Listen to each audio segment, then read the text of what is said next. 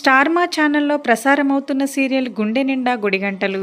ఈ సీరియల్ ఎంత ఇంట్రెస్టింగ్గా కొనసాగుతుందో అందరికీ తెలిసిందే. అయితే ఈ సీరియల్లో మాణిక్యం పాత్రలో నటిస్తున్న మేకమామ దొరికిపోయాడు. ప్రస్తుతం దీనికి సంబంధించిన ఒక వీడియో అయితే నెట్టింట్లో వైరల్ అవుతుంది. మరి గుండె నిండా గుడిగంటలు సీరియల్లో మేకమామ పాత్రలో నటిస్తున్న మాణిక్యం మనందరికీ సుపరిచితమే. రోహిణికి మేనమామ పాత్రలో నటించి అందరినీ చాలా బాగా ఆకట్టుకున్నారు. అమాయకత్వం అలాగే రోహిణి కాపాడాలనే అతని మంచితనమే అతన్ని ఇప్పుడు కష్టాల్లో పడేసేలా ఉంది.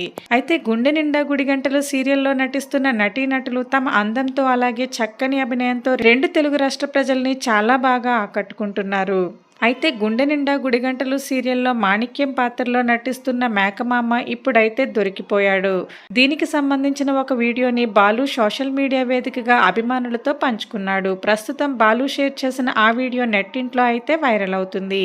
మరి ఆ బ్యూటిఫుల్ వీడియోని మనం కూడా చూసేద్దాం. గుండె నిండా గుడిగంటలు సీరియల్లో నటిస్తున్న నటులపై మీ అభిప్రాయాలను కామెంట్ చేయండి. వీడియో నచ్చినట్లయితే లైక్ చేసి అలాగే షేర్ చేయడం కూడా మర్చిపోకండి. Thanks for watching.